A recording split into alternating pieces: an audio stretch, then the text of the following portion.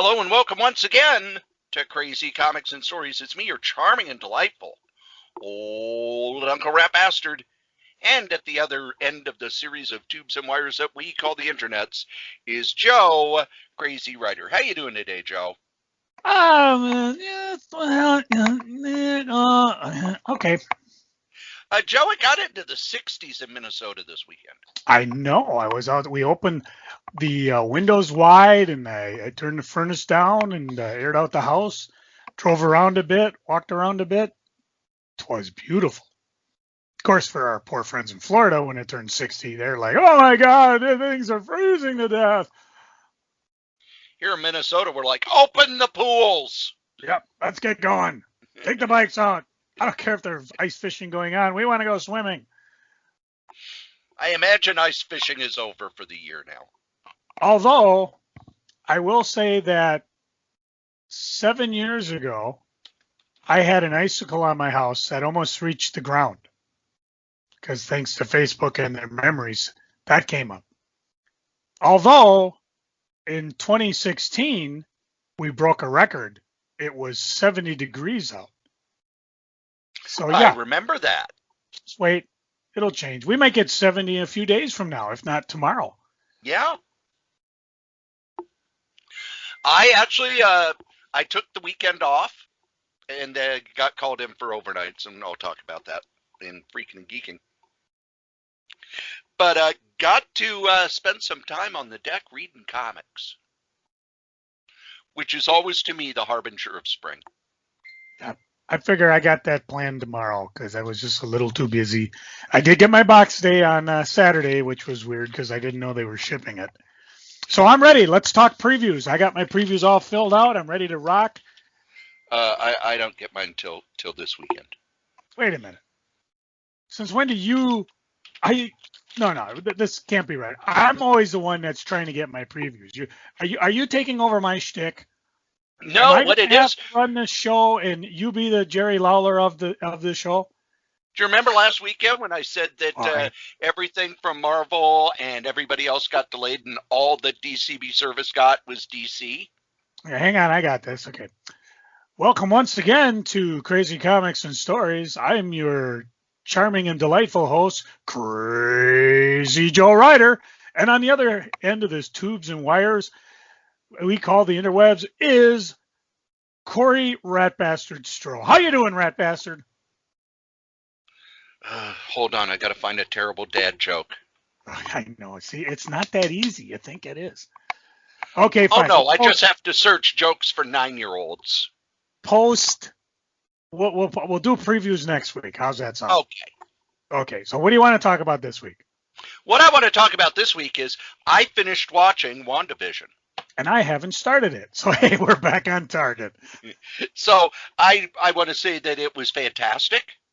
I don't want to hear it. Not listening. No, I'm not spoiling anything. No, don't tell me what you're thinking about it. I want to discover it myself. No, don't worry. People are coming up to me. Okay, I won't spoil it, but boy, I can't believe it's based on these comics. I said, okay, dude, you just spoiled it. You know, I don't need to know what it's based on. There are so very few things I go into where I don't have a clue what's going on. Some of like movies like Signs. I don't know if you remember that one with Mel Gibson. I went into that not knowing a bloody thing. Shutter Island. I didn't know anything about that one either. Yeah, that is so much fun to go into a movie not knowing what it's about. And for the Scarlet Witch, I've been hearing things. You know, the first 3 episodes are slow, but that's just because we've forgotten how to watch television again. We want everything revealed in the first 5 minutes. Oh my God, that's incredible. Oh my God, that's crazy. Most people are kind enough on the Facebooks to at least, like I saw Peter David talking about, hey, this is your spoiler warning, blip, blip, blip. Fine.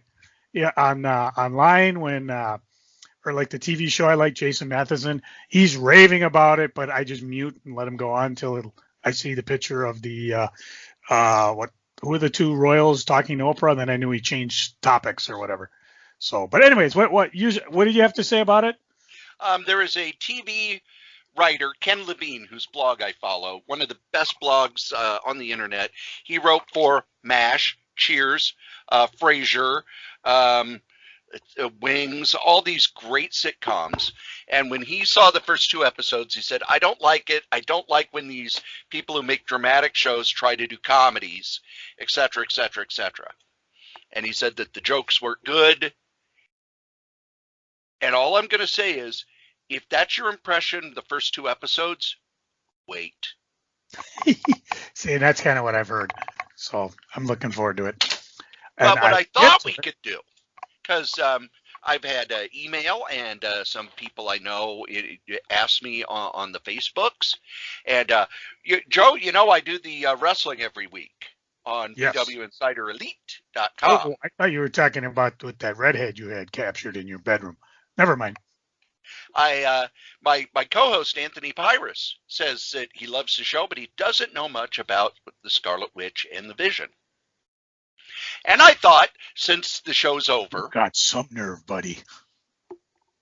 We should talk about Scarlet Witch and Vision in the comics, where they came from, what comics might have influenced the show, and kind of the status quo, as well as what are some of the best Scarlet Witch and Vision stories out there. Okay. Of the two, Scarlet Witch has a much longer and convoluted history as most long. I mean, good Lord. She appeared in X-Men number 4, 1964, created by writer Stan Lee, artist Jack Kirby. Originally said to have the ability to alter probability, but she has since been depicted as a powerful sorceress since the 80s and has been powerful enough to alter reality. For most of her comic book history, she's been portrayed as a mutant. However, I guess that's changed in a couple things. It changed, and now it's in doubt. Yeah. At first, she appeared. And we can even get into why they did that. Yeah. At first, she appeared as a reluctant supervillain along with Quicksilver, her brother, who is, how do you say, Pietro Maximoff? Yep. They were part of the Pietro Maximoff. Brotherhood of Evil Mutants, which we were razzing last time. Do you think if you were evil, you would think of yourself as evil? Anyways, a year after her debut, she joined the Avengers and has been with them off and on, and including other teams like Avengers West Coast, Force Works. At this point, we'll take a stop and introduce the Vision. Well, no, let's talk about what the Scarlet Witch's character was like in those early issues. Kind of a wimp. Well, her power altered probability. Most of the Marvel female heroes had powers where they would stand there and point. And they were pretty much written about the sensitivity that a 1960s male would give them. More like a 50s. Yeah. She was, her brother was very overprotective of her. And she was. If you really want to see something disturbing, go look in the Ultimate Universe, but we're not going there today. No. Doesn't exist. And then when she got into the Avengers, much like a lot of female characters, it was, oh, Captain America is so dreamy. Oh, Hawkeye is so dreamy. She kind of was just, kind of a stand-up point. She wasn't used as a hostage as much as other Marvel superheroes, but a lot of her personality was her brother was overprotective, and she would have a crush on whatever male hero was not. She didn't have a crush on Ant-Man or Giant Man because he was attached to the Wasp, and they didn't. Well, they came back later. Because that was the weird Avenger thing where who it was Avenger, Quicksilver, and was Hawkeye in it? Yep. Cap's kooky quartet. After after the early issues, for some reason, Stan said, okay, now we started this. Well, the Avengers pretty much started because Bill Everett kept blowing the deadline on Daredevil. So they whipped up the Avengers. It's okay. We're going to take all of our characters other than Spider-Man and the Fantastic Four, put them in a team. And then after about a year and a half, it was okay. We're going to get rid of them. Captain America doesn't have his own book. Hawkeye doesn't have his own book. And they brought in Scarlet Witch and Vision, who had been in the X-Men as kind of reluctant supervillains. And Hawkeye had started as kind of a reluctant supervillain. So imagine if the Justice League had gotten rid of all of their main characters and kept the Martian Manhunter and then 3 of the villains from the early DC universe. I would go one better. I'd say, why don't you just keep Aquaman and then let's introduce 4 people we've never heard of. That would never happen. Nah, that never happen. Never happen. But in one way, it really helped Stan kind of create more characters that could be used elsewhere. But also, that was a book, much like the X-Men, Stan handed that book off to Roy Thomas pretty quickly.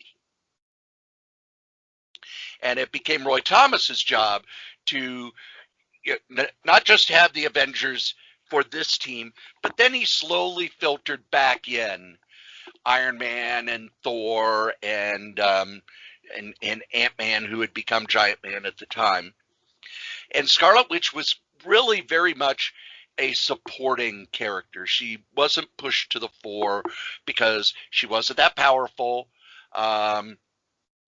She was almost written childlike because they went deep into how she didn't know American culture that well.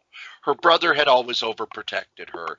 So she was very much a kind of a Marvel, I don't want to say milquetoast character, but very much a generic character who was kind of there to look at the male superheroes as if they were dreamboats.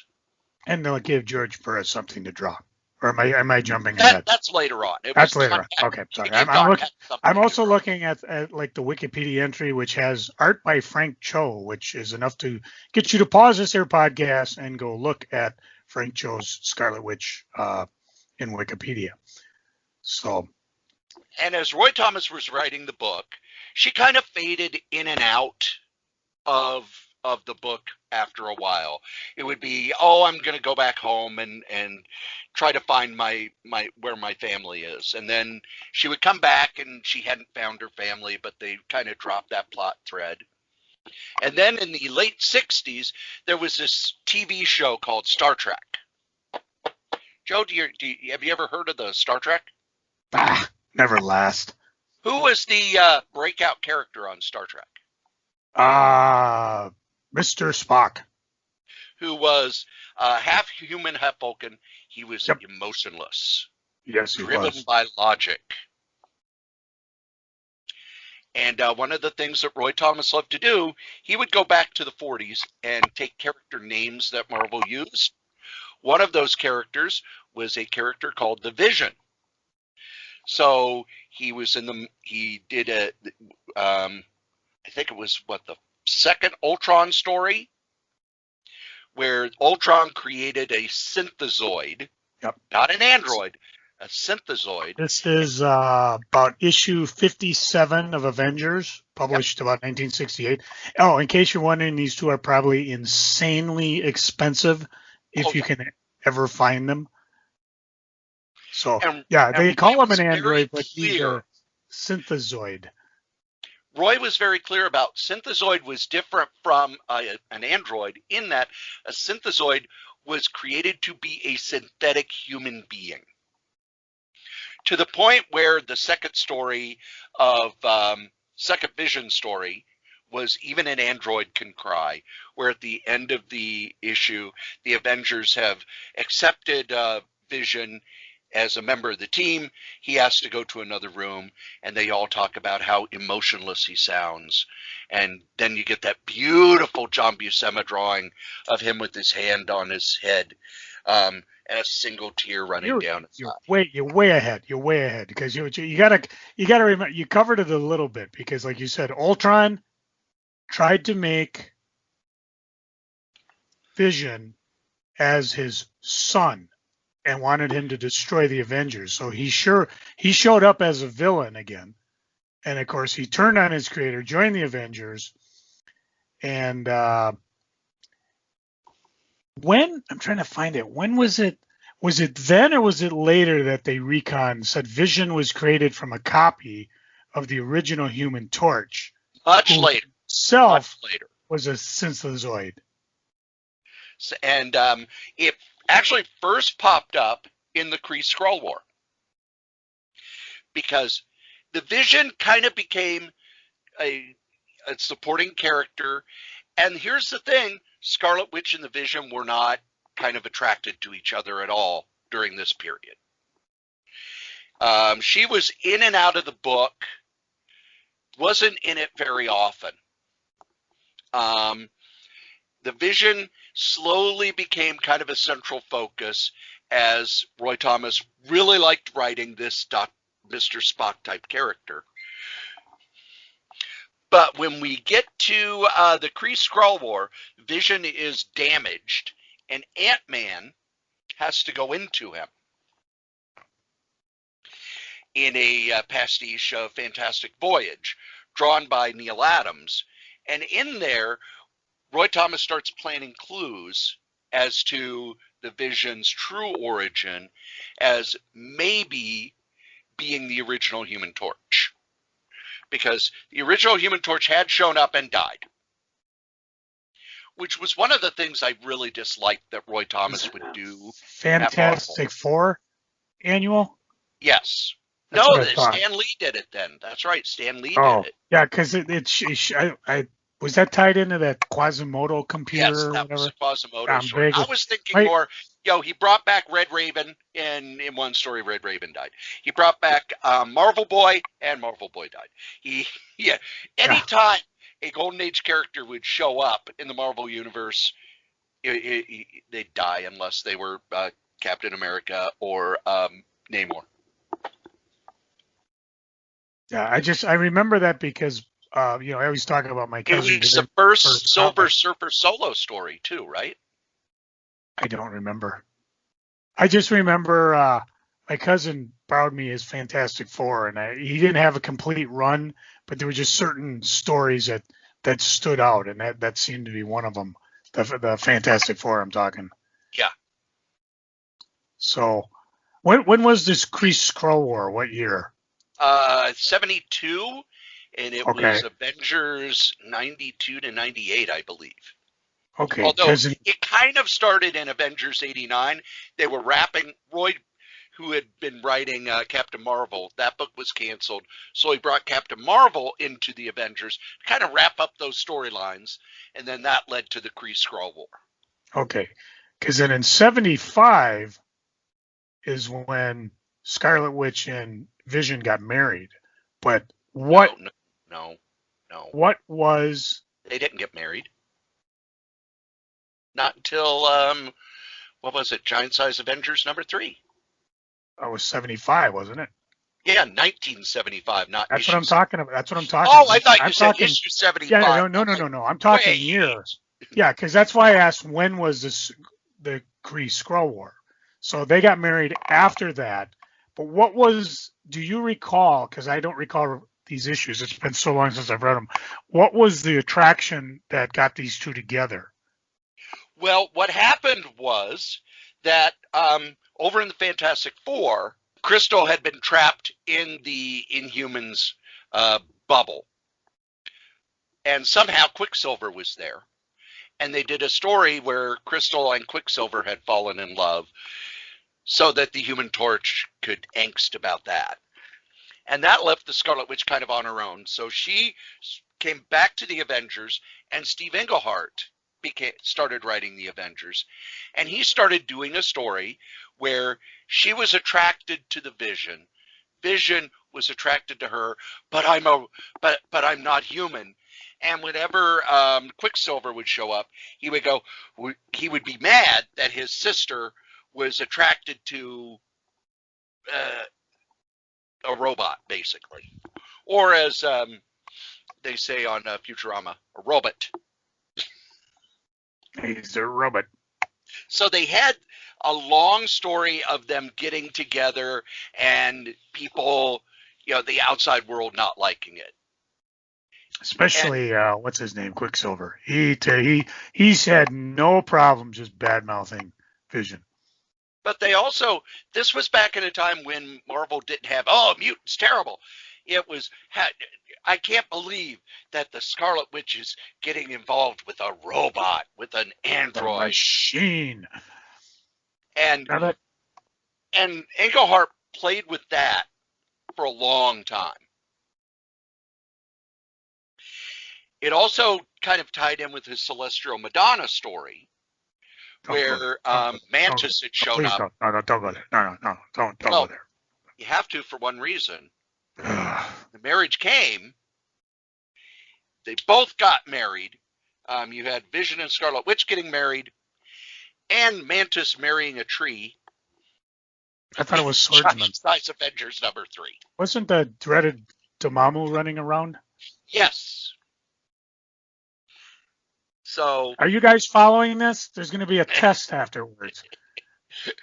But what it was, we're going to have these two supporting characters get married. I want to jump one thing before, and we may come up to it. When was it that they said? So they're saying originally Thomas considered the Vision to be an android entity created by Ultron, built from the body of the original Human Torch. When did they decide, okay, Ultron patterned Vision's brain off of Simon Williams, a.k.a. Wonder Man, who at the time I believe was dead? Yes, Wonder Man was dead. That slowly came out during Steve Englehart's run. Because it was, okay, where did Ultron get the brain patterns from? And they then used that later on for when Ultron created another robot. Okay, where does he get those brain engrams from? Oh, he got them from the Wasp. And that was Jocasta. But it was kind of we're going to use this sort of idea. And Englehart in issue 150 missed the deadline. So in issue 151, he had a story where Simon Williams, Wonder Man, came back from the dead. And then he was fired from the book by Gary Conway. So he was building up to something to play with that. But he never got to, because Gary Conway took over and went in a completely different direction. And then Gary Conway flamed out, and the book kind of got dumped on Jim Shooter as like, nobody else wants to write this. So Shooter inherited all these stories that had been started by people and dropped. As he sort of sorted out what to do with the Avengers, he kept Scarlet Witch and the Vision married and had turned Wonder Man into a hero, and kind of decided to drop that storyline by making Vision and Wonder Man kind of see each other as brothers. And that was sort of the status quo through most of the late 70s and into the 80s. And then Simon Williams' brother, the Grim Reaper, would have a grudge against Vision because you stole my brother's brain. And Simon Williams would go, wait, I'm your brother. I'm right here. You're not my brother. You're some weird...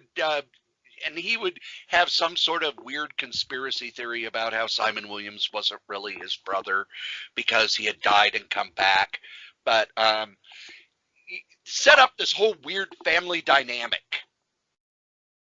It was also around this time, Chris Claremont and John Byrne loved throwing in little bits into the X-Men.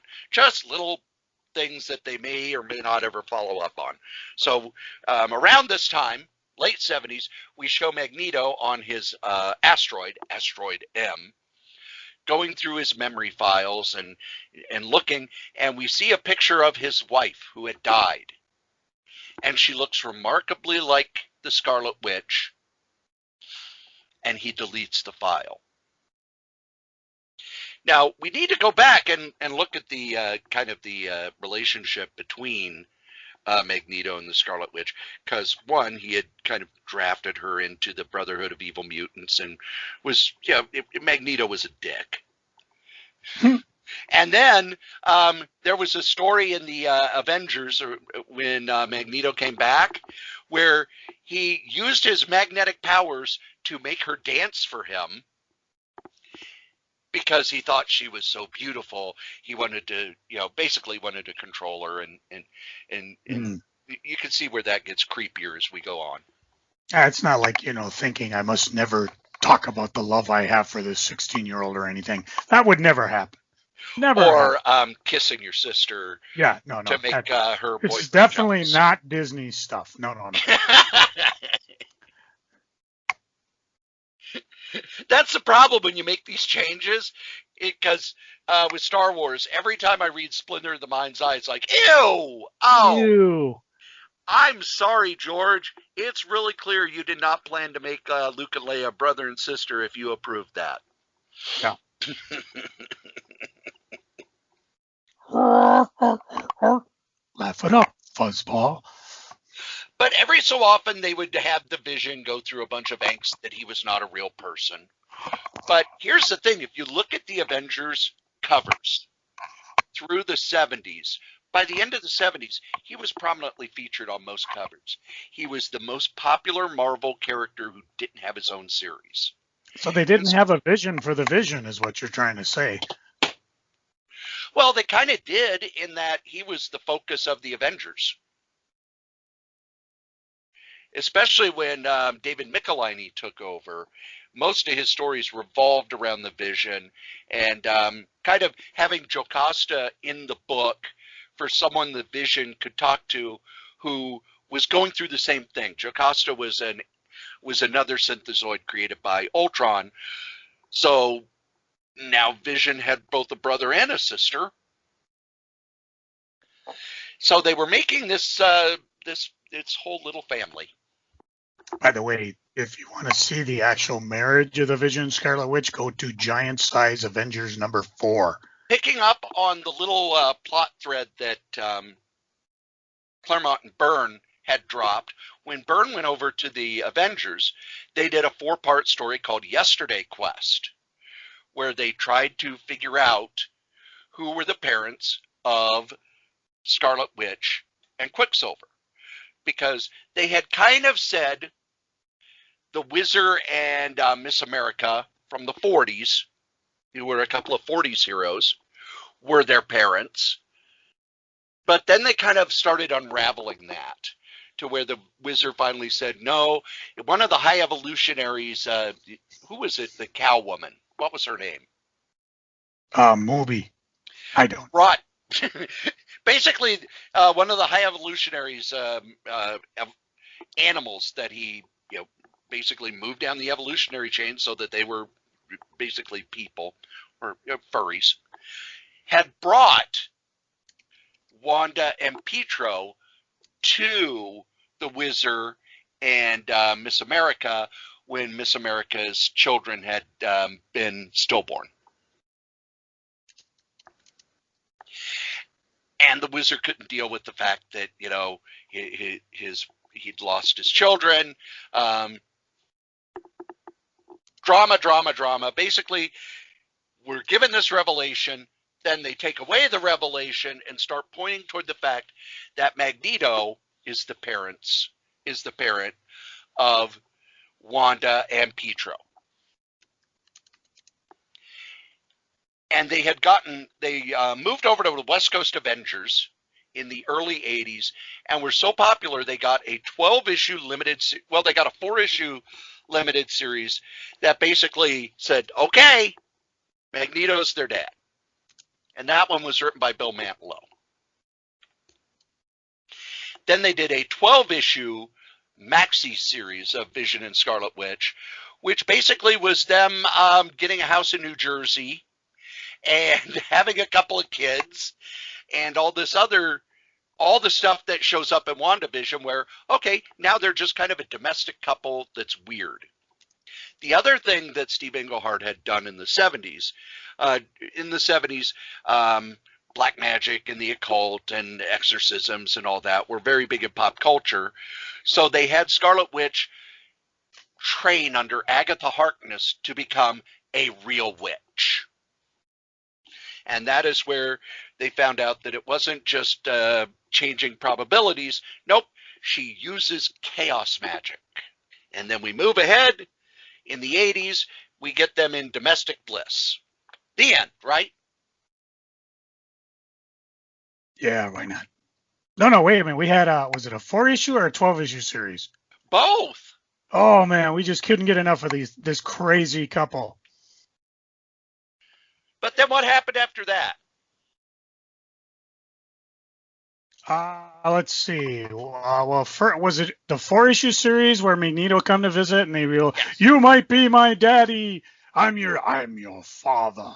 You're my dad. I'm your daddy. Who's your daddy? And they ended it with like, oh my God, what do we do now? And then the 12-issue series where was that when they annulled the kids that she had? No, that's when they had the kids. Oh, okay. So basically, they ramped up her magic ability so she could get pregnant with a android and have kids. And then Roger Stern, who didn't much care for what they had done over the years, did a story in the Avengers called, I think it was Absolute Vision, where the Vision went into the proto-internet and tried to take over the world. Mm-hmm. And then John Byrne leaped on that and decided, hey, you know how famous I got when I did the Dark Phoenix story? I'm going to do a Dark Scarlet Witch story. So in the Absolute Vision, the Vision was taken by the government and taken apart. And that's where they kind of said, oh, remember how we said that he's the body of the original Human Torch that was repurposed? That was a lie! Byrne came in and did a story right after that where the Scarlet Witch, through all of her use of magic and everything, had turned evil.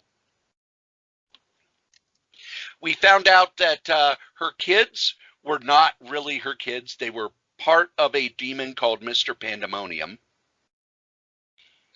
The Vision, who had been rebuilt without any emotion, they had gone completely white. They'd removed all emotion. While he and the Scarlet Witch were still, quote, married, unquote, he didn't have any emotion, so he had no emotional feelings for her.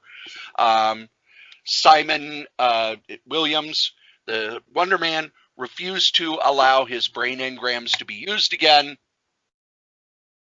So in one story, John Byrne got rid of the marriage, got rid of the Vision's personality, got rid of their kids, and started a romance between Simon Williams and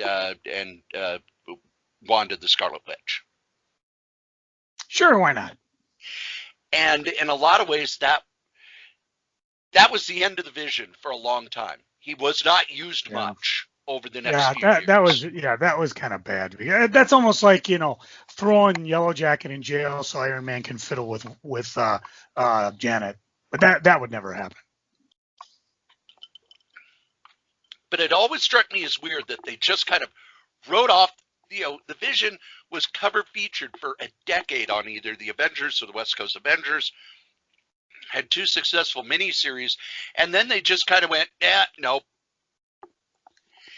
And through the 90s, nothing. He was used sparingly, if ever. Nothing was done to change his status quo. The Scarlet Witch was still in West Coast Avengers, and then West Coast Avengers became ForceWorks, and then ForceWorks went away, and she kind of faded out of comics until George Perez and Kurt Busiek came back to do the Avengers, which was, I think, one of the best uses of the Scarlet Witch. First off, George Perez, his wife, is a belly dancer, and he knows a lot about Romanian culture. And even though the Scarlet Witch was from some fake country, she is very clearly based on Romania. So he based her costume on kind of the belly dancer costumes of the women of Romania. And Kurt Busiek used her power as sort of the chaos magic, kind of making her the equal of Doctor Strange without all of the incantations. Her mutant power was where her magic came from. And they focused on her really, really strongly in the Avengers, but they also didn't focus on her, who she romantically involved with. She was kind of a very strong solo character in the Avengers, along the lines of a Ms. Marvel or Tigra. Joe, what was your impression of the Scarlet Witch in Busiek and Perez's Avengers?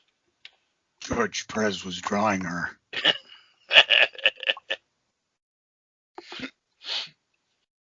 That's another run that I've got to reread. I've been putting it all together again, and but it's one of the better runs of just Avengers altogether.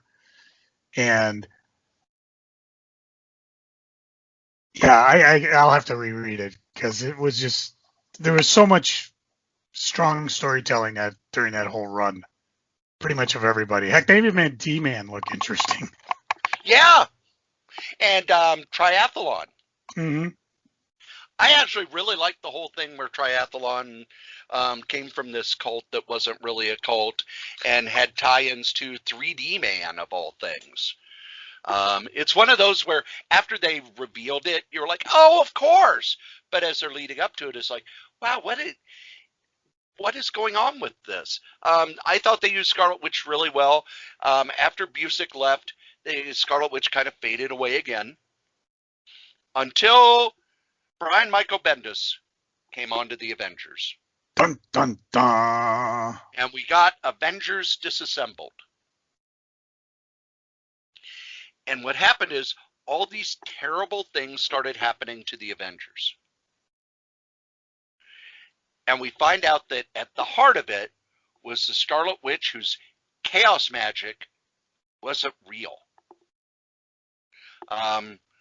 As all these terrible things are happening and we find out the Scarlet Witch is behind them all, Doctor Strange shows up and says there's no such thing as chaos magic. What it is, all of the traumas that have happened to the Scarlet Witch over the years have caused her to go crazy. So they defeat her, put her away for a while, but then... Not after killing Jack of Hearts, destroying the Avengers, killing Hawkeye. Compound, killing Hawkeye. I didn't even know he was sick. Now, did you not buy that storyline, or did you like, you know what? That's a good way to recon pretty much all of her different personalities over the 30 years, 40 years she's been published. It was one of those where it's okay, this is a starting point. Where are you going to go? Yeah. I know a lot of people I are real often say upset when they do stuff like that, it's like, okay, what's your plan? Where are you going to end up? I'd say he ended up pretty good. Yeah. Considering the best was yet to come. This is when Marvel was clicking on all the cylinders, where just the stories would flow from, okay, the end of the Avengers to New Avengers into Dark Avengers into we're gonna get up to the House of M and all that stuff. Yeah, it just kind of everything flowed really well.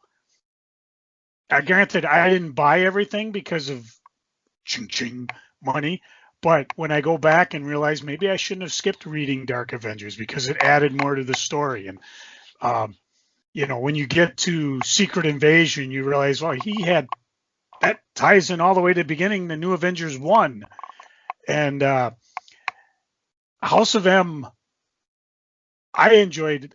First of all, I bought the disassembled things. I know people are real upset about that. Oh, I can't believe you made the Scarlet Witch crazy. I'm like, well, why not? It makes sense. And then later on, Was she anywhere between disassembled and, or what happened? Magneto showed up and her and Professor X took her away Yes. to help her. And then she showed, then we'll see how well she got help by the time we get to House of M.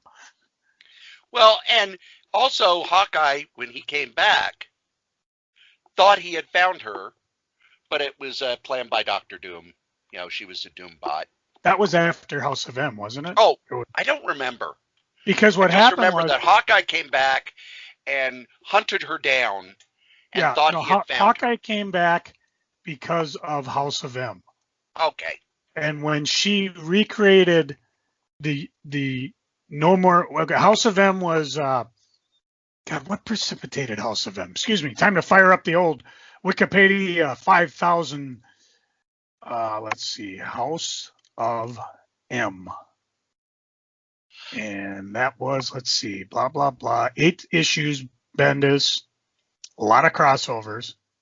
It was followed up to events of Planet X and Avengers Disassembled. I don't remember what Planet X was. The superhero Scarlet Witch. Planet X was where the long story where we find out that Magneto was. Oh, yes. Yeah. Return of Magneto, Death of Jean Grey again. Let's see. Superhero Scarlet Witch suffered a mental breakdown, tried to alter the fabric of reality to create her lost children. I'm trying to see what was. And in it, she rewrote the entire Marvel universe to almost a feudalistic society. And when it got to the end, she said the words that changed the X-Men for almost a decade. Yeah. See, she did the House of M. So Scarlet Witch and Xavier combining their powers to give the assembled new Avengers and X-Men their heart desired. And it appeared that Magneto's heart desire was threefold. He wanted the entire world to acknowledge his paranoid fantasies about baseline humans wanting to exterminate mutants, because there was, I guess, a Sentinel attack in New York in '79. Blah, blah, blah. Magneto wanted to be acknowledged as a heroic figure and a rightful leader of mutant kind, hence the disappearance of Charles Xavier. And altered, he did a massive speed up of the natural evolution of Homo sapiens into Homo superiors, which made almost 50% of the global population mutants, which gave them a power base. That was all part of M. It's unclear whether Scarlet Witch altered the entire Marvel universe or merely the structure and history of Earth, a fact further complicated by the events of Secret Invasions, because the Skrull Hank Pym stated there was no way Skrull Army could win against such a vast number of mutants, at least implying the Skrull Army was left intact by Wanda's reality warp. And then again, when Xavier was supposedly dead in the new reality, there was no body, combined with his own off-planet actions. It just made it all whatever. But she, when it became apparent that I don't know what the heck, I gotta read. There's a lot of rereading needing to going on, but basically what happened was Wolverine and the Human Resistance awoke a lot of the heroes to the truth. Cyclops, Spider-Man, Shadowcat, Doctor Strange, Iron Man, pretty much everybody. That's when Hawkeye became distraught over learning that he died. They all go to Ganesha for a final confrontation with Magneto. And that's when Scarlet Witch disappeared while the heroes were battling Magneto. Doctor Strange discovered her in a tower with her children.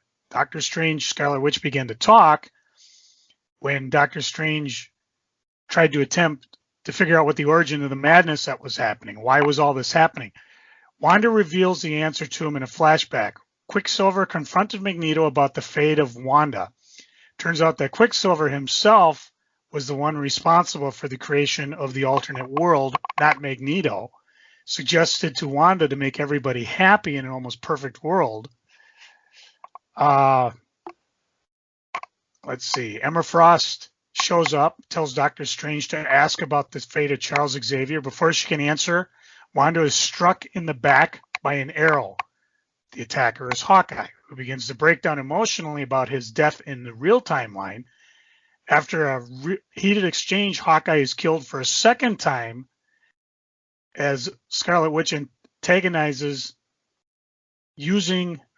Scarlet Witch antagonized Sons uses his mutant powers to erase Hawkeye.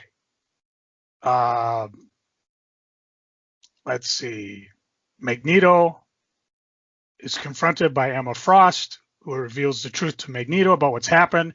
Magneto unleashes his wrath on everyone, especially Quicksilver, kills Quicksilver by pummeling his body with large pieces of steel till it's a bloody pulp. Scarlet Witch suddenly appears, returns her brother to life, begins to lash out, saying, "We're freaks, mutant. You chose this over us, and you ruined us, Daddy." Then utters the immortal words, "No more mutants." And although the world seems to return to normal, and the Avengers are still trying to make sense of what happened, Doctor Strange says that the House of Untitled really took place. Its effects are slowly being felt on a wider scale. And what's happened is most of the students lose their mutant abilities. This is where I think was it the 98? Was it there were 98? 198 mutants were left. Yep. And there were some horrific scenes where like one who was breathing water suddenly couldn't and drowned. The heroes can only guess about what happened to the mutant population. Xavier's missing. Cerebro and Doctor Strange are unable to detect Scarlet Witch. Hank Pym warns that these powers can't simply vanish, but they got to go somewhere. You can't destroy energy. Every action has an equal and opposite reaction. Meanwhile, a colossal red ribbon of energy begins to orbit the Earth.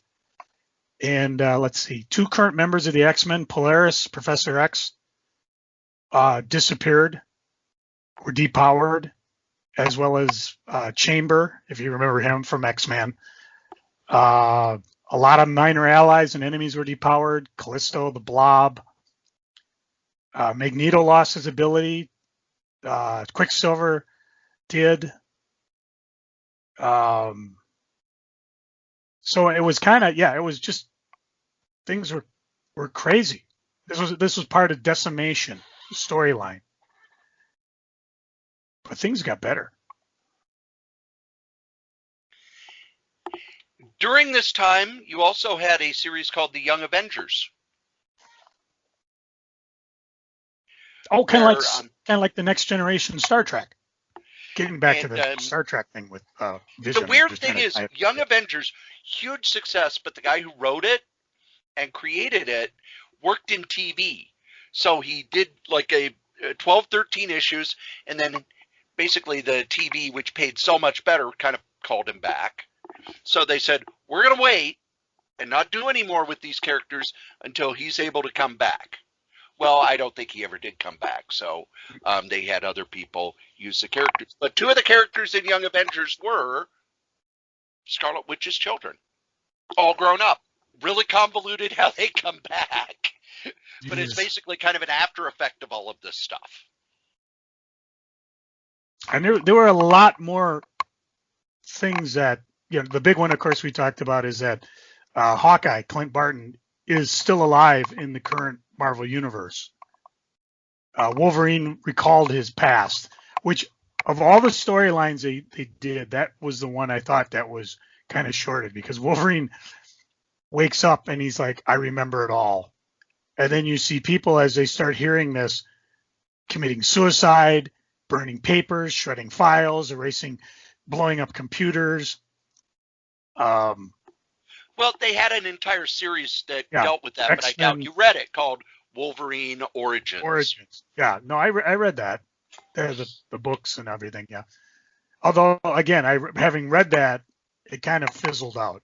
Yeah. At least that idea. The story Origins was awesome. I loved reading it. I read it basically in graphic novel form, and it was a lot of fun. But as you can tell, because it's not published, it eventually kind of petered out. How many issues did that thing last? I'm going to look that up. It was into the 20s. Let's see. Shadow King Oh, no. Combat. Oh, Wolverine Origins, 2006 to 2010.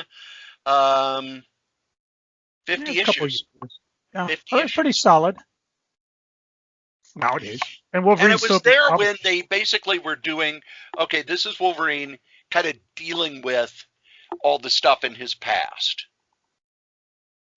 And I remember I read the first bunch of issues, and the writer was not really set out for that.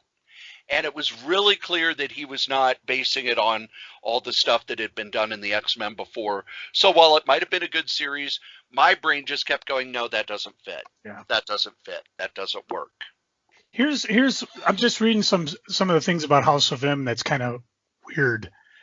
As we referred to, it's leading up to Secret Invasion, but because of what Wanda did, with so many millions of mutants killed, lost, or powerless, one of the three primary threats the Skrulls were worried about were neutralized. With all the mutant energy release, Vulcan, the third Summer brother, was revived. And wasn't there Bendis did a story where the Scarlet Witch's power kind of hit and was absorbed by one person who, as he's walking to the U.S., he kills Alpha Flight and keeps going. They say Onslaught was reborn. I didn't read that. I don't know if that. Oh, that was the miniseries that Onslaught Reborn. That was part of the energy that was released. So he came back. So yeah, all these different things happened according to that. And it's like what I was talking about earlier, because we're kind of sidetracked now. Just all the different things because of her No More Mutants. And even to this day, in the X-Men series that Hickman's doing, they're kind of, do they know where the Scarlet Witch is? I was kind of under the impression that she's not necessarily welcomed on. She is not welcomed. They may know where she is, but she doesn't want anything to do with them, and they don't want anything to do with her. And I was going to get into kind of the status quo of where they are. Scarlet Witch, after this, kind of went away again for a while, and I thought it was really weird that they focused on her so much in the Avengers movies. Yeah. When she wasn't being used much in the comic. And part of the reason she wasn't used much in the comic is there was a kind of a mess because the character had been created in the X-Men but was part of the Avengers for so long. So both X-Men and Avengers rights felt they had the Scarlet Witch. Which is why you had Quicksilver show up in the X-Men movies. Did have Quicksilver in one of the Avengers movies. Yeah, for a day. Yeah. But one of the things they tried to do when there was, Marvel decided, okay, we've got the rights to the X-Men are still over with Fox, but we've got these characters, the Inhumans, that gives us an easy way to give people a superpower in that, okay, they're born with the Inhumans gene. So they kind of, I forget which big crossover it was. Was it Avengers X-Men or Axis? One of those two where we found out, no, Magneto is not the father. Axis. I don't know. They had it was Axis. Yeah. And it was Axis. Instead, they are Inhumans, which I don't think really fit, especially when you've got the High Evolutionary in their background. They could easily say that he gave them powers. But yeah. No, whatever. That's okay. Well, they're saying it was due to the experiments of the High Evolutionary. That's how they received superhuman genetics. In Wanda's case, the High Evolutionary genetic tampering made her more powerful in magic than she would have been otherwise. And they used that twist to kind of pull them out of the whole X-Men cycle. So we now, we don't know who their parents are. We're talking a lot about the Scarlet Witch. The Vision, in the meantime, There was Avengers Icon The Vision, published in 2002 by Jeff Johns and penciled by Ivan Reis, where Vision met people related to the original Human Torch's creator. He considered these people family. Vision was destroyed and disassembled, damaged beyond repair. In Young Avengers, they introduced a new Vision, whose personality was created by the synthesized Vision's programming and the mental engrams of the hero Iron Lad. And it was revealed later, what you said, Wiccan and Speed are teenage reincarnations of the children. The original android Vision is rebuilt and restored in the Avengers 19 in 2012. Volume 4, by the way. This gets weird because they start renumbering everything. When they canceled that series, he starred in Avengers AI, where he led a team of artificial intelligence. I don't know. They were doing a civil war. I never finished this series, so I don't know what happened. But he found somebody else, including another son of Ultron, Victor Mancha, if I'm saying that right. And then he appeared in a 12-issue Vision series from 2015 to 16, which was so much fun.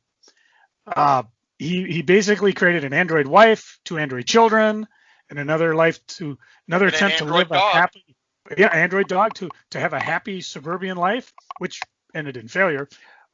He later encountered the Hulk, which Vision got destroyed again. He's later rebuilt. His core is damaged, meaning he'll eventually die, which in Champions Volume 2, number 22, Vision concludes his life is meant to be finite anyways. Later, Vision's fully healed due to energies of the House of Ideas and Avengers No Road Home.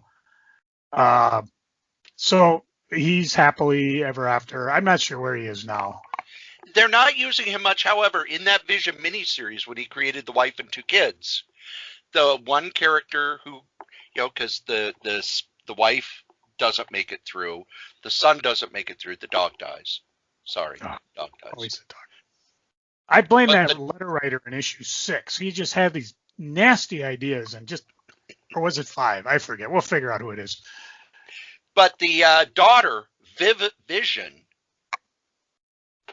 not only survived, but is now used quite often in Champions. Yeah.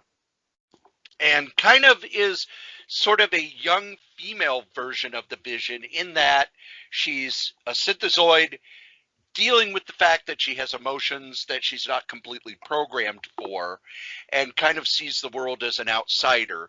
So the Vision kind of went from Marvel's version of Mr. Spock to now he's just kind of become oddly this side character that gets used once in a while. I thought he was Commander Data.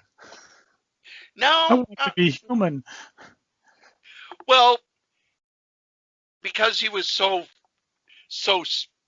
back so far, there were times when he wanted to be human, but it was more he's a synthezoid who tries to be robotic but is always fighting his emotions. In that, Spock, the stories where you use Spock's emotions, he's always fighting his emotions. The same for the Vision. He was fighting his emotions until he and Scarlet Witch got together, and then he accepted the fact that he had emotions, and they explained it, well, it's because you've got a human being's brain patterns. That's why you're an artificial life with emotions. And I really think they haven't decided what to do with Vision for the longest time. After, in a lot of ways, I think the story by Stern and then Byrne doing it kind of just destroyed the character, and no one's really known quite what to do other than Tom King with that 12-issue Vision miniseries, which is fantastic. Scarlet Witch, in the meantime, had her own solo series from 2015 to 2017 that James Robinson wrote with different artists. Let's see what happened. Wanda was investigating superhero threats. Okay, I won't say anything else about it because they do revisit a few other themes that we've talked about in this. I won't say anything else because I hate people ruining things. But you'll discover some other things in it. I remember reading it. I remember selling it on eBay, which means it didn't click with my, hey, I'm going to reread it over and over and over type stuff. But it was definitely worth picking out because it is fun and it does add a few more things and clears up a few more things with Wanda. And I think that's the last time we've seen her. I Yes. don't recall her anywhere else. Nope, they haven't used her since. The thing I like about the flaw, I think, is you had those beautiful covers by David Aja. Oh Um, yes, they were nice. the That's what drew me stories to were it initially. well done, but the interior art is kind of lacking and unclear. And Yeah, I'll give because you the that. story's about magic, if your art's unclear, the story's going to be unclear.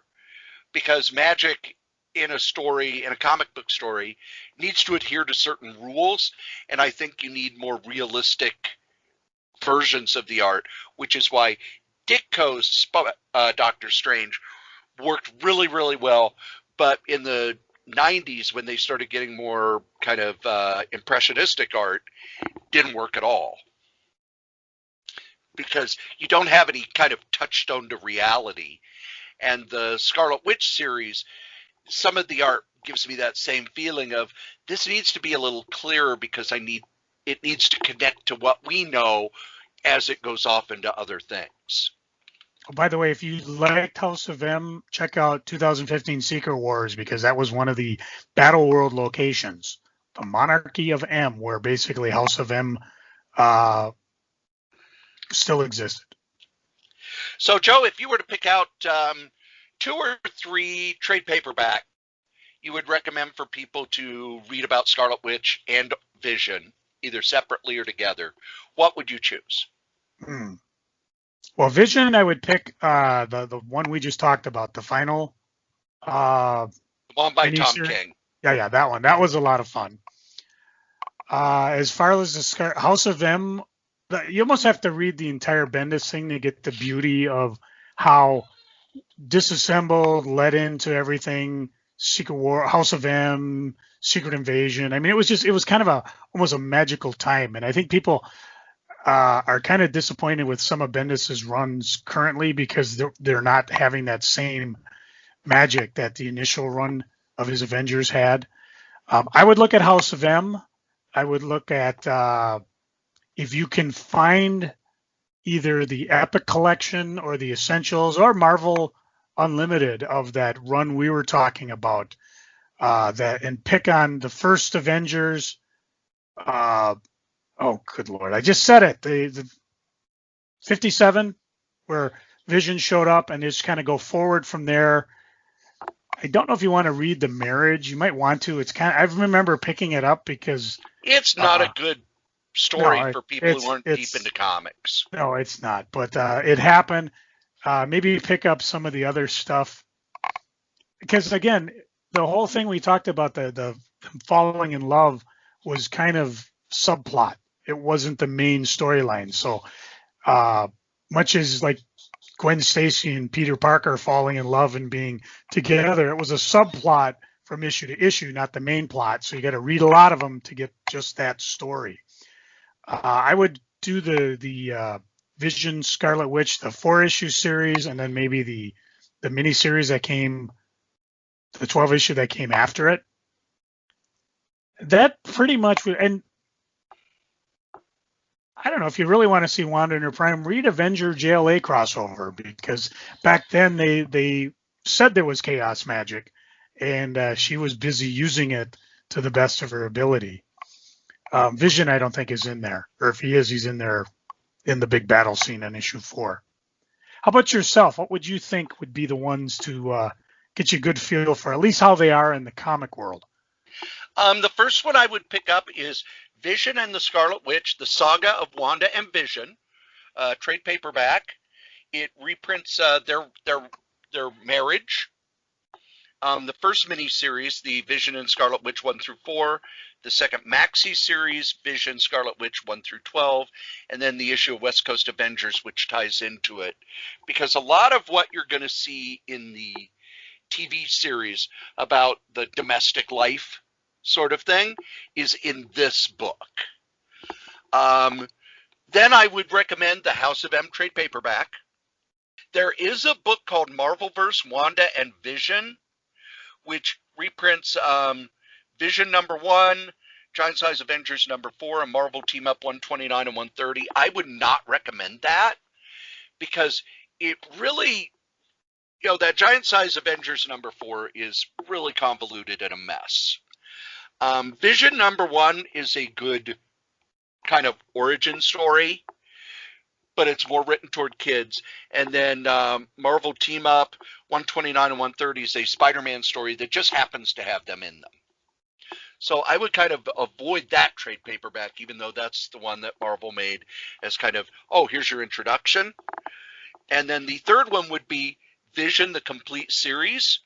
And I would actually get the director's cut, because the director's cut has it has the pitch that Tom King sent, some of the scripts, some of the stuff that he cut out of it.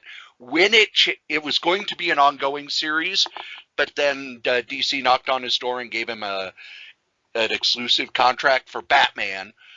So he was like, okay, I'm going to wrap up everything I'm doing with issue 12. And Marvel said, well, this is so unique and so well done, we don't think anybody can follow you, so that will just be the end of it, and it'll be a complete series. The creators of WandaVision talked about how the Vision maxi series, that 12 issue, is where they got so many of the ideas they wanted to use, that I think that would kind of be the first thing to read. Then the next one would be Saga of Wanda and Vision, and then House of M, to kind of see how Scarlet Witch has been used. Some people would say to pick up, Avengers West Coast Collection Vision Quest. I went back and I've read that story recently, and it's very clear that Byrne was just kind of doing this stuff, and then I think I've told the whole story behind it, where he had pitched it for a summer crossover. DeFalco said no, so he was doing it in West Coast Avengers, and DeFalco said, no, I told you not to do this story. So Byrne just left in the middle of the story and didn't tell anybody how it was ending. So Roy Thomas was brought in. It's like, Roy, we need this story, and we need it in a week, and we don't know where it was going. How would you like to be that guy? So those are the three that I would recommend. You know what else I would recommend, Joe? Not eating Elmer's glue, despite the fact it says non-toxic. No, I would recommend these guys, our sponsors. Believe it or not, kids, this here podcast has sponsors. And that sponsor, since day one, is DreamHost.com. DreamHost.com is the best, bar none, web host in the whole known universe. And if you need a website, head on over to DreamHost.com, put in code CRAYZ, that's KRAYZ, and get $20 off your first year. Now, if you would like to advertise here on any of the Solitaire Rose Network podcasts, you can. Just email me at solitairerosenetwork@gmail.com, subject advertising. Also, head on over to eBay and look for user Crazy, Krayz. That's Joe Crazy Writer, who's always telling us about the eBay in every episode of Crazy Comics and Stories. If you would like to contact us, you can do so. You can give us a call at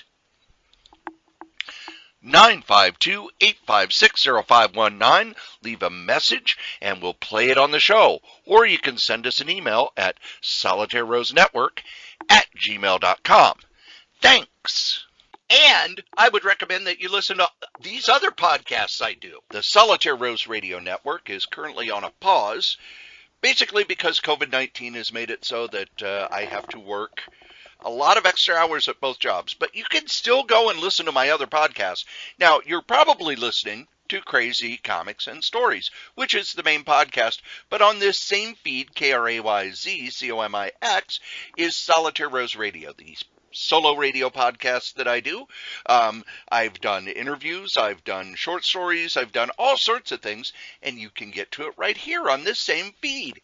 I also do a podcast called Novelcast, where I take the novels I've written and turn them into free audiobooks. That's over at novels.solitairerose.com. Dangerous Dan Moore and I and of course Wolfie Be Bad, give you bad advice over at badadvice.solitairerose.com. You send in your questions and we give you the aforementioned bad advice. And then myself and Adam Vermillion from For the Love of Comics do the Fantastic Forecast at fantasticforecast.solitairerose.com, where we go through the issues of the Fantastic Four, 4 issues at a time, to give the plot and commentary on each issue. That's not all. Yes, I'm crazy. I still, over at pwinsiderelite.com, every week on Wednesday, do a recap of the latest episode of AEW Dynamite. I write up what happened, and then myself and Anthony Pyrus will do an audio. Now, you can only listen to the audio if you're a member at pwinsiderelite.com, and if you're a wrestling fan, you should be, where we then break down the episode, talk about what we liked, what we didn't like, give it a grade, and let you know if you should have watched that episode. Those are the other podcasts here at the Solitaire Rose Radio Network. Thanks. And before my voice goes completely out, I would recommend you listen to Joe talk about what's going on the eBays. All right. Now, here's where I always question whether I should talk about what I've posted or what I haven't posted or what I've sold, because there's always a week delay from when we record this to when you listen to it. And I'd hate to say something like, hey, I just put up a really cool photo cover of Elvira, Mistress of the Dark #1, the photo and flag variant cover, and never mind, it's sold.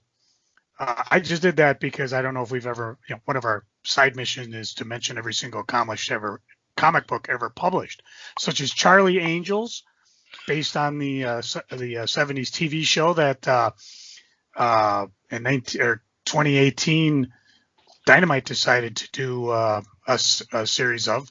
I could mention Lassie #65, based on the 1965 TV tie-in. I remember watching Lassie, and it was always interesting because every season, it was on so long. It was like in black and white and then color, and eventually Lassie was on. Well, I say his, but it was actually a female dog doing the Lassie.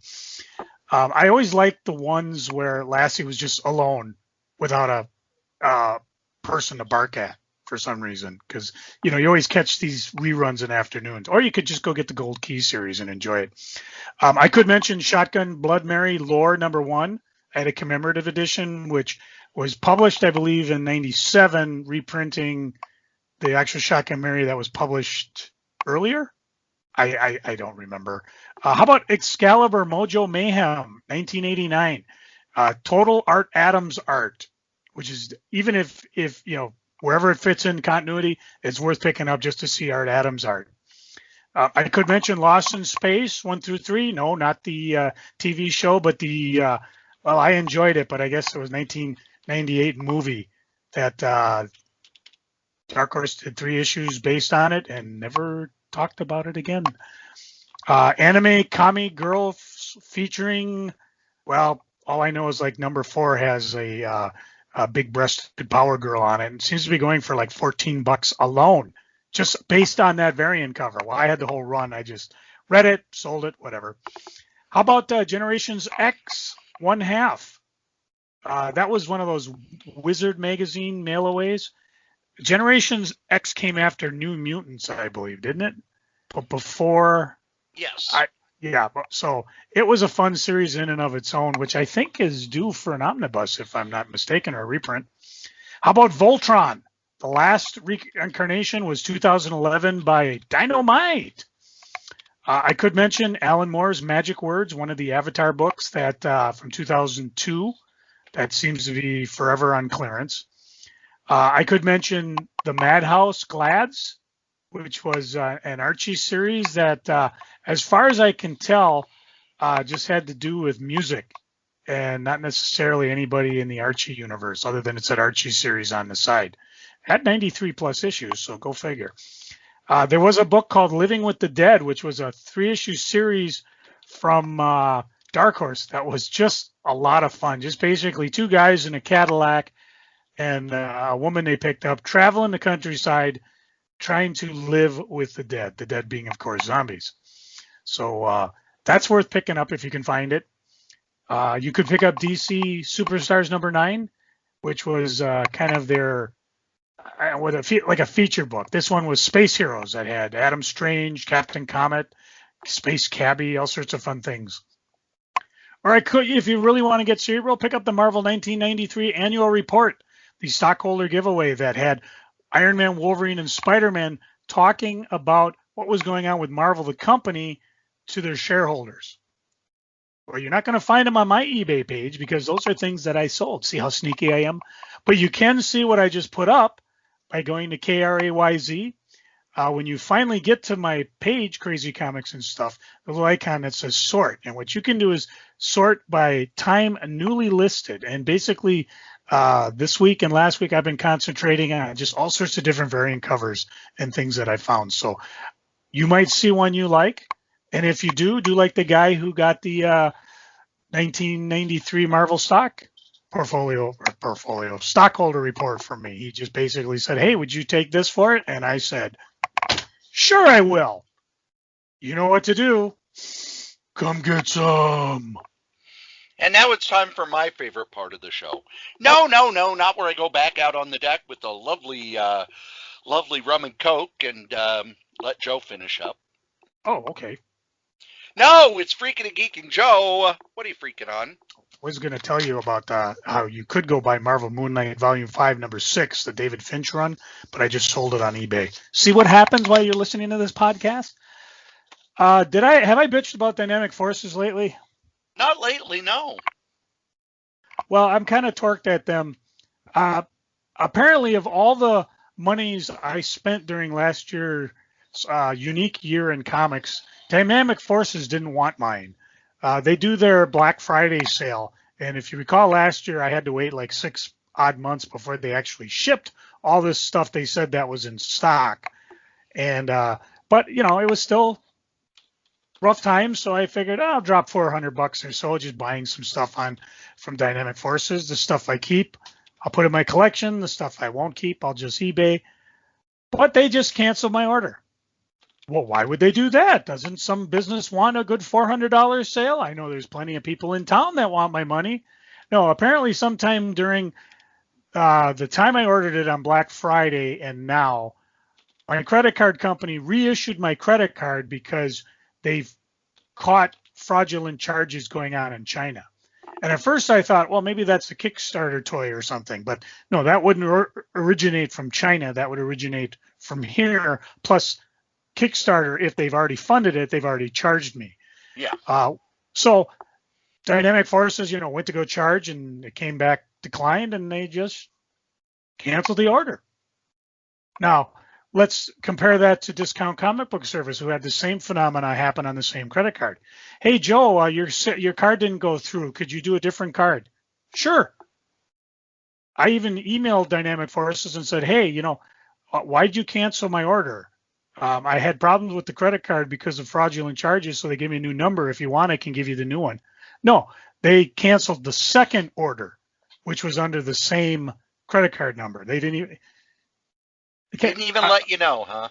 Do we have a explicit rating still? Yes. Fuck you, Dynamic Forces. I'll go spend my $400+ elsewhere if you don't want my money. And it kills me because every day I get a thing. Oh, this is what we're selling now. This is what I've got now. And you're even in previews, but whatever, dudes. That's what I'm freaking on. Cory, what you freaking on? Frank Thorne, whom most people know as the guy who drew Red Sonja in the 90s, passed away. Frank Thorne drew comics and comic strips his entire life. He actually started on comic strips back in the 50s, drawing the Perry Mason comic strip. And then he worked at DC doing some of their war comics, worked over at Dell and Gold Key on Mighty Samson, Twilight Zone, Boris Karloff's Tales of Mystery, Jungle Jim.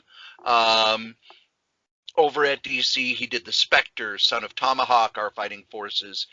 But then around 1975, he came over to Marvel and was given Red Sonja, which had been in the Conan comics. and drew it in a completely different style than the stuff he had drawn before. He drew it much looser, much more expressionistic, almost as if he'd looked at Wally Wood's stuff and said, yeah, I'm going to draw a little more like that, but more sketchy. And when you think Frank Thorne, immediately it comes to mind, buxom women, fantasy set pieces, all sorts of things like that. And he drew that way the rest of his life. But he also was a guy who knew how to do conventions. In the early 70s, he would dress up as a wizard and had a female cosplayer who dressed as Red Sonja, who showed up with him in a number of places, including the Mike Douglas show. Joe, does Joe know, for a shiny new dime? Who was that female cosplayer? Why, ElfQuest's own Wendy Pini. That's right. Wendy Pini used to dress like Red Sonja at conventions, the chainmail bikini version.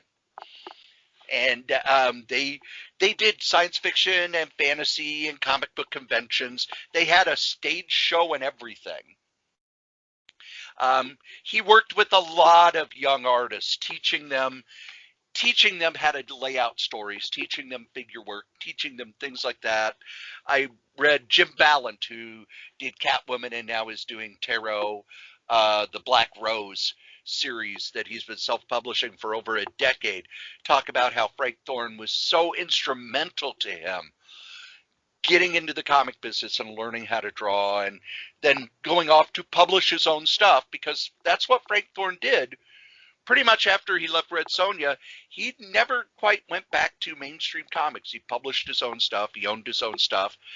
He also worked on Playboy, doing comic strips and their Playboy funnies, to where Bobby London, who was the editor of the comics section of Playboy in the 80s, posted how much he loved working with Frank Thorne, how Frank Thorne was just this wonderful person, a wonderful character, as well as a great artist. He and his wife both passed away over the weekend. He was 90. Mark Evanier wrote about it. I'm just going to read what Mark Evanier wrote. This is a spot in an obit where I would ordinarily tell you that it was a pleasure to meet and know the man, but the truth is I never met him. I was around him a lot, but he was always mobbed by fans and cosplaying ladies seeking autographs and commissions. It was a joy to see this man segue from a realistic, somewhat staid illustrator to a style and vision all his own. I'm sure his work will be reprinted and devoured for a long time. A lot of our creators from the 60s and 70s are getting up there in years, so this is your almost every episode, but every few episode reminder that if you do see their work or you know them online, just thank them for what they've done. Let them know that their work touched you. They're not going to be with us forever. And I think it's important to thank these people. And you can also always do a donation to the Hero Initiative, which helps out older creators as well. This weekend was All Elite Wrestling's pay-per-view, where they had two things that everybody was excited about. First was that Paul White, who used to be the Big Show, said that he was not the only person coming in, that a Hall of Fame worthy talent would be showing up on the pay-per-view. And everybody was speculating, oh, it's going to be Brock Lesnar, it's going to be CM Punk, it's going to be this, it's going to be that. And Joe, did you hear who it was? I did not. Captain Insano. No. Although that's one of my favorite jokes. And Gladiator. All Elite Wrestling stole that joke. Captain Insano was Paul White's character in The Waterboy. I made that joke last week. And now All Elite Wrestling has copyrighted Captain Insano. You had your chance. They stole it. They stole my joke. No, it was Christian. And here's the thing. A Night Ranger song. No? Christian is 49 years old. He's a solid wrestler. He and Edge, fantastic group together. Love the Christian and Edge show on the WWE Network. I think he's He's better than he's given credit for, but he's not a guy you're going to go, oh my God, they've got Christian. Everything is different now. No, he's 49. His best years are behind him. He hasn't even been in the ring except for twice in the last 5 years. Meh. And the other thing that AEW was going to do was a barbed wire death match, which in Japan, that means the ropes are replaced with barbed wire. They have explosives around the ring. And that was our championship event. It was Kenny Omega and Jon Moxley in a barbed wire death match. And they get to the end of the match, and Kenny Omega wins, and then they have the explosion, and it basically goes off like a whole bunch of sparklers. Now, in storyline, they're going to, they basically afterward put out a video of Jon Moxley saying, Kenny Omega is so incompetent he couldn't even build a good exploding death match. But yeah. Don't promise us an exploding death match if you're just going to give us sparklers. Joe, what are you geeking on? Let's see. I posted another book in the My Collection part of my Facebook page. Today, I posted the one I've talked about in the past, my copy of Shazam #1. This is the one that I brought to a comic convention back in 1980 at the Hotel Leamington, downtown Minneapolis. The hotel's not there anymore, so don't look for it. C.C. Beck was a guest, and even I knew that he was the artist of the original Captain Marvel. I think that might have been largely because of DC's large print editions where they had just the Shazam on it, and partially because of the CBS morning show during the Shazam ISIS hour. So I knew who the character was. I found that at the library, the Shazam from the 30s to the 70s. So I was able to read quite a bit of Shazam, aka Captain Marvel, before I actually started picking up the Shazam book. Now, when I had this, I was waiting in line. Here's my recollection. Again, this is a 14-year-old recollection. I was waiting in line. It wasn't actually at a table, but I knew it was C.C. Beck, so I was just waiting there holding the Shazam book. Suddenly, he turned on me. I didn't really turn on me, but he started peppering me with questions. Me, the little fanboy, my mane exploded. Most of the guests just kind of grunt and sign the comics, but here was a guy actually talking to me. I wish I could remember more of what I said. I thought, oh yeah, I really liked the book or something like that. Years later, I figured out through Maggie Thompson from Comic Buyer's Guide fame. She said that was how C.C. Beck was. He was probably thrilled. Here's a young kid holding a comic book years after he did Captain Marvel back in the 40s, and years after they took him off Shazam to make Captain Marvel more realistic. And here I've got this #1, and I want him to sign it. He signed the inside, which was the style at the time. So this is a valued comic, one that brings up a lot of happy memories of past shows. I've posted it in various places. And on the David, I say his name, Mertz Memorial Minnesota Comic Book and Cartooning sharing page, which is open to anybody, another person wrote that not only did this Captain Marvel spike their lifelong comic addiction, but he had heard stories of Beck in the evenings at the Hotel Cortez playing his guitar poolside to rap listeners, to which Joe Thingvall, someone we really got to get in our show sooner or later, he said, yeah, a couple of times Beck hung around the con suite and played the guitar. Since he was staying with his brother who lived by the Lake Street Bridge, I believe the same one that collapsed, but, Lake Street Bridge. No, that one was rebuilt. It was a freeway that collapsed. Never mind. Anyways, Beck wasn't overnighting at the convention hotel. He didn't have a room there. He just stayed with his brother. But every year he would come in the day before and would insist on a lunch at the Jolly Troll Buffet in Golden Valley. Just kind of fun little goofy things. Joel also posted a bunch of convention booklets from the MCBA. Willie Mellon put a few there. Oh, you even commented. Paul Ryan wrote out what a good con it was and said Paul Ryan was there. And you wrote, isn't he the one who asked us for a TV so we'd be able to watch football? That sounds about right.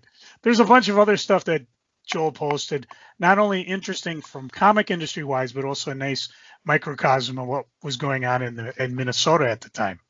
So that was fun. As far as eBay purchases I've made, I think I mentioned most of them last week. This week I got a London Night lingerie special signed with a COA. I haven't figured out who signed it. I believe it's the cover artist. This has a photo cover of somebody dressed up on a tiger. Looked like a leopard skin rug. Oh my! Oh, whoa! Check out that backside on the back cover. Nice. I was also happy to say I got a. You've seen the show The Prisoner, Cory? Yes. And you remember the car that Patrick McGoon's driving in towards you as you hear, boom! It's a Lotus 7 Caterham.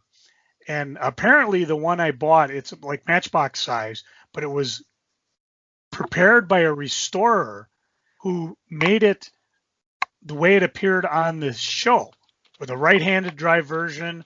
The interior is red. The number plates are KAR120C. There's some trivia for you. And while it's really cool, it's not a toy. I found as I'm looking at it, like I'm ready to run this thing around and have a big white balloon chase it. But no, it's going into the collection, the display case. So it's kind of neat because it's neat to, I don't know why someone hasn't made an actual one that's true to the show, but whatever. I'm not the one running these things. I did get my box day. I was very excited. It showed up on Saturday. My routine every morning is, although my alarm is set for 9, I usually get up by 8. It's just an old man thing. It'll probably switch with daylight savings time coming up.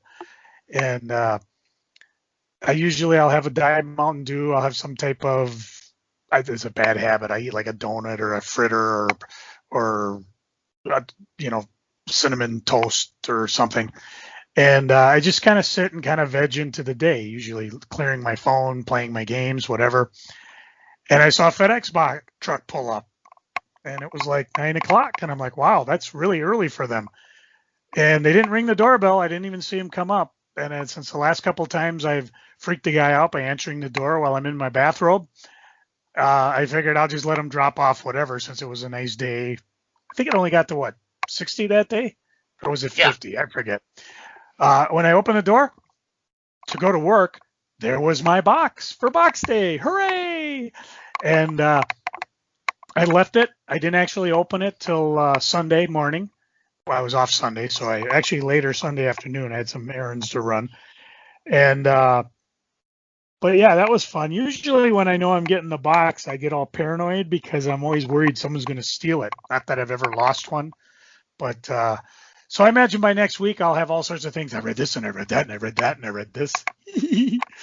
So the only other thing I'll mention is that our good buddies at Twin City Comics are doing a private signing with Daisy Ridley from Star Wars. They're doing it on early April with KLF Sports. They're accepting comics for CGC Signature Series. And they'll take other things such as posters, Funkos, cards, whatever, that will be signed and authenticated.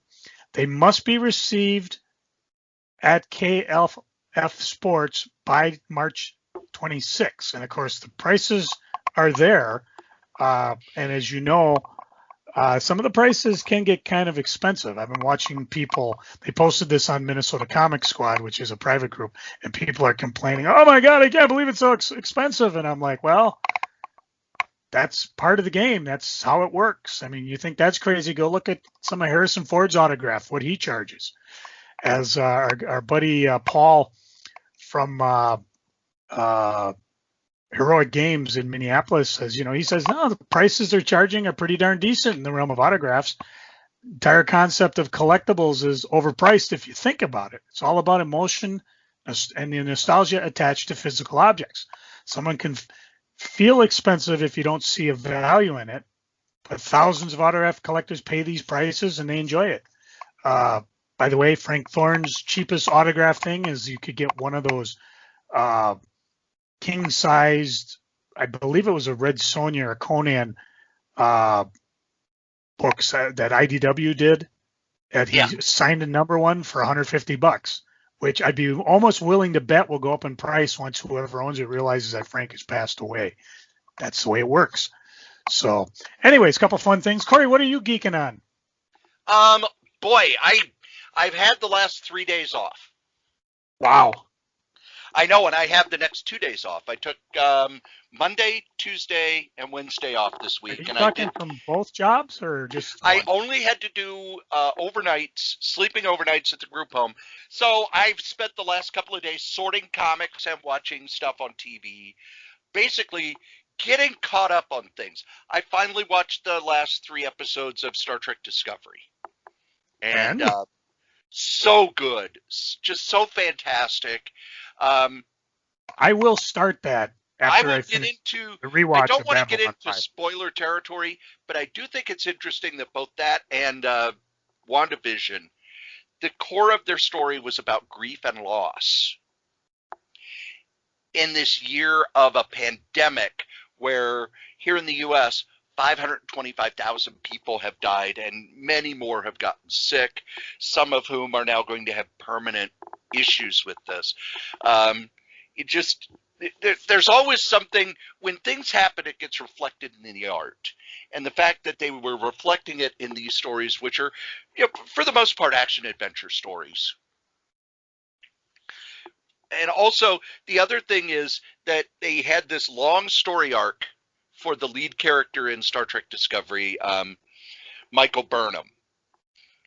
And they have completed that arc of where they wanted to go from her being, you've seen the opening episodes, right? Where she is court-martialed and is about to be shipped off to prison for life and is given one last chance. And they basically have taken her from the bottom to the top, showing her resourcefulness and why she deserves the consideration she has. And it's just such good storytelling that they aren't able to do previously because, episodic TV, every episode had to be kind of separate. They could do 2-parters. They could have themes like Data wanting to be more human. But they couldn't focus an entire series on things like that. They couldn't do continued story arcs that last for 3 seasons. And it's one of those things where if you have patience, the payoffs are so good. I got through WandaVision, and again, the payoff is so fantastic at the end. Kevin Smith posted a picture of himself crying at the end of WandaVision, and I could completely understand that. It takes you on this emotional journey as well as being a superhero story. I posted that I was sorting comics, and David Beard, who's a professor at U of M in Duluth, said sometimes he likes sorting comics more than reading them. And I completely understand that. I still like reading them more, but there is something fun about sorting comics and organizing things and stuff like that. I read a lot of stuff. Read a couple novels that are not comic related. I started reading Ditko Shrugged. I made it 2 chapters in. The first 2 chapters are about his childhood and then his bout with tuberculosis in the late 40s, early 50s, which kind of delayed his art career. His tuberculosis was so bad, he had to move back in with his parents so that they could take care of him because he was so physically frail during that time. And tuberculosis is another one of those diseases that we don't think much about. It's like polio. We don't think about polio. We don't think about smallpox because they've mostly been eradicated. But in the early 20th century, these things could be a death sentence. And for the longest time, people like you and I, we never had to deal with that. Well, now with the COVID-19, it's kind of our first time dealing with things like that. And much like in Japan, where they had SARS and then they had bird flu and now they had COVID, they know how to handle it. If you watch Japanese wrestling, people wear masks all the time. indoors. It's just a part of their life, and they deal with it. And here in the U.S., we're not dealing with this well, and the next one we're not going to deal with well until people kind of get it through their head that we may have to live a little differently than we have in the past. So I have been able to go to the gym, and when I'm at the gym and I'm on the treadmill, I'm watching a series on New Japan Pro Wrestling called New Japan Strong. It's an hour every Friday that is being filmed at the LA dojo, their training facility in LA, where the people who are in New Japan and Ring of Honor that work with New Japan are having matches. And it's a lot like the Ring of Honor show in that they really only have 2 or 3 matches a show. Before the match, they have interviews with the people involved as to why this match matters, what they want to get out of it, telling you who their character is so that the matches actually matter. And I like it a lot better than a show like Raw, where it's, okay, these 2 guys are going to fight, and the match will be 7 minutes long, maybe if you're lucky.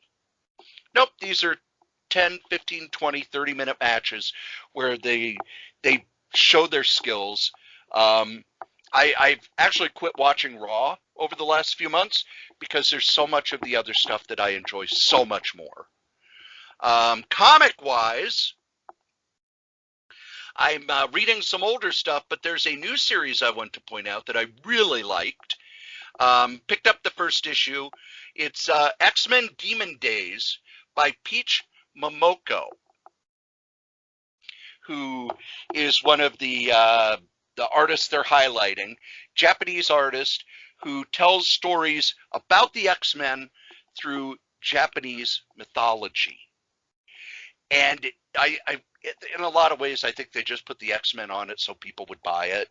And there's some superficial X-Men stuff in it, but it's beautiful. It looks like it's fully done watercolor art, and the story is it's not a typical American story. It's very much Japanese mythology, so their story beats are very different from ours. The way they tell stories is different from us, and I really enjoyed it. Next time you're at the shop, just take a look at the art, and if you look at the art and go, I like that, pick it up, you'll like it. DC is doing a bunch of first issues. And I have not read the infinite whatever that sets up the fact that the multiverse of 52 universes has now changed, and now it's an infinite number of multiverses. So there's that. But one of the things they're doing is they're using it as kind of here's a whole bunch of new number ones. So I read the first issue of the new Suicide Squad, which I liked. The art is a lot. In the past, I said that DC's house style was a lot like Jim Lee. I'm noticing that more and more artists at DC are drawing more like Brian Hibbs now. Brian Hibbs? Oh, that's Brian Hitch. Brian Hibbs is a comics retailer. Brian Hitch is the guy who drew The Authority. With a lot of the big figures and giving it what they call a widescreen look. So the first issues I'm reading, I'm going to do some reviews in the coming weeks. But all of the first issues I've read so far, I liked. So we'll see if that trend continues, and maybe DC will be able to win me back. Except for the fact that, half their books are Batman books now. And that is what I have been up to. Believe it or not, kids, you've listened to us blather on about funny books for an hour and a half. Believe it or not, you've listened to us blather on about funny books for an hour and a half. What? Oh, are you done talking about WandaVision? Yes. I kind of tuned you out. I didn't want any spoilers. The comic that we like the least, we still like better than the comic that you like the most. Joe? I accidentally swallowed a bunch of Scrabble tiles. My next trip to the bathroom could spell disaster.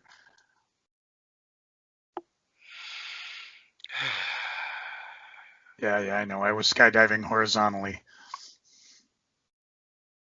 Cory, hit my music.